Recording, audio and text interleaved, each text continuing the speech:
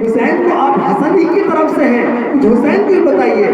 तो आपने फरमाया कि मैं तो हसन की तरफ से हूँ, हुसैन की तरफ से जिब्रील अमीन है। कुरान की मुनासबत से जो आपने कहा कि या हदीस नबी सल्लल्लाहु अलैहि वसल्लम से ये जो वाक़या आपने कह रहा था, ये खाके करबला में इन्होंने नकल किया है इस वाक़या का।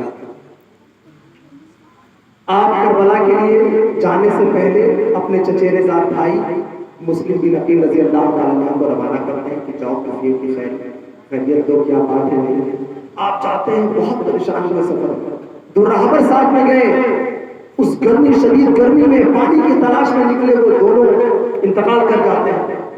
उसके बाद आप जब कूफा पहुंचे तो वहां के कई सरदारों में से एक सरदार मुख्तार जो कूफियों के उनके घर ठहरे, वो बड़ा रईस भी था। उन्हीं के घर पर आके एक ही दिन में 12,000 कूफियों ने आपके हाथ पर इमाम हुसैन अलैहिस्सलाम का बैत किया और ये कहा कि 1 लाख कूफी आपके नाम पर मर मिटने को तैयार है। आपने देखा क्या हालत, ठीक है, आपने खल्क दिया, संस्कार है, आपने खल्क दिया कि आका हुसैन आप भी तशरीफ ले आए। जब कभी खल्क मिला तो आपने रफ्ते सफर मांगा कि अब कूफा जाएंगे।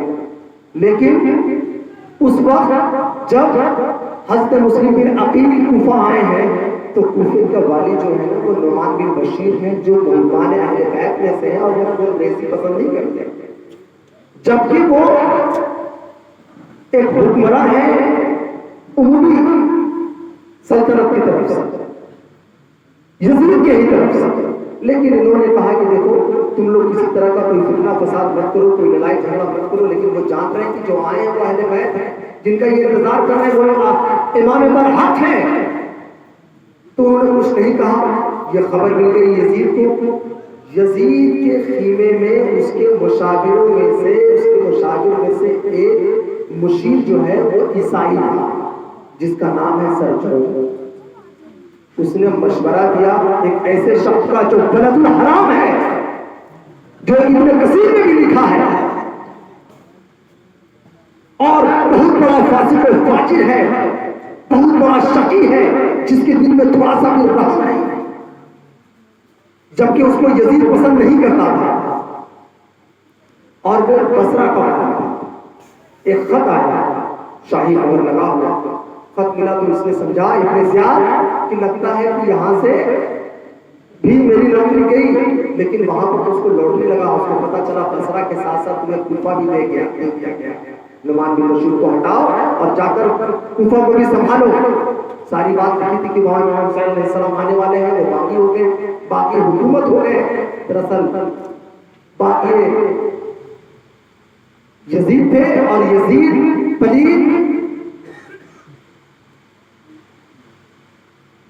इसने उसको कूफा भेजा। कूफा भी जब ये आया है तो एक धोखेबाज की तरह आया, लिबास पहना है हिजाजी, मतलब जो मक्का और मदीना के लोग होते हैं उस तरफ के, कि वो ये समझ जाए धोखे से कि इब्ने ज़ियाद नहीं कोई और आया है, क्योंकि इब्ने ज़ियाद को हर कोई जानता था कि ये बहुत बड़ा शकी और कल्ब है और बहुत ही बेरहम है।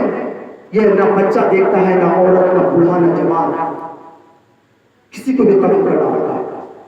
खैर वो मदीने में दाखिल हुआ, वो कूफे में दाखिल हुआ और उसने नुमान बिन बशीर से ये जगह दी और मुनादी करा दी कि कोई भी मुस्लिम बिन अकील को पनाह ना दे, वरना उसके बच्चे को, खानदान को, घर को जला दिया जाएगा, उसके खानदान वालों को जिंदा जला दिया जाएगा।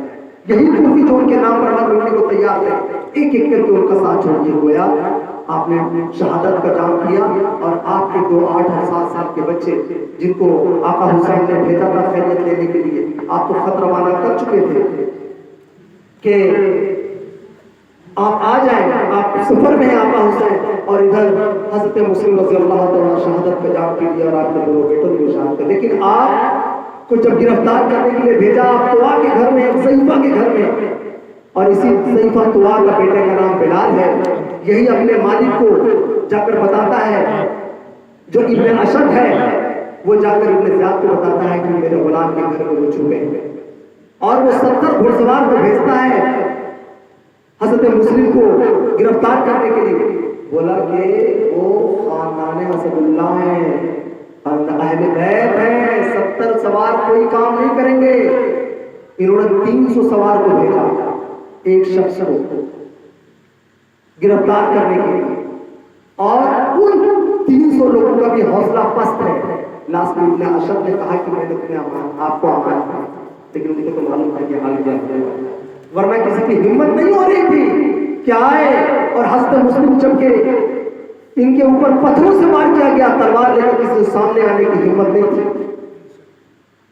यही तो वजह थी कि अकेला ये 300 को देख रहा था तो 72 मुशैदा लेकर बना थे। जब 72 करबला वाले लड़ने के लिए नहीं आए थे, इसलिए तो वो शकी उन्मन 22,000 का लश्कर जर्रार भेजा था करबला के मैदान में। आप करबला के मैदान में तशरीफ लाए 10 मुहर्रम के दिन। अब देखिए अल्लाह रब्बुल इज्जत इम्तिहान अपने बंदों से लेता है। हज़रत मूसा अलैहिस्सलाम का ताबूत करते हुए फिरौन गया। अल्लाह ने कहा मूसा अलैहिस्सलाम से कि छड़ी मारिए पानी में, आपने मारा, रास्ता निकल आया। हज़रत इब्राहीम अलैहिस्सलाम को नमरूद ने आग में डाला, आपने आग को गुलजार कर दिया।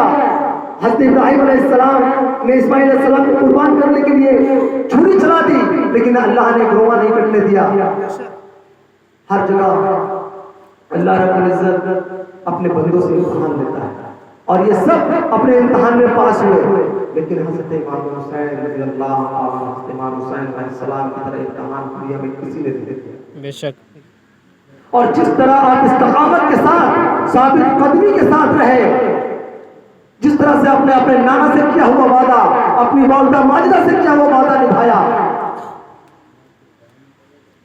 जो पूरे उम्मत मुस्लिमा पे उनका एहसान है।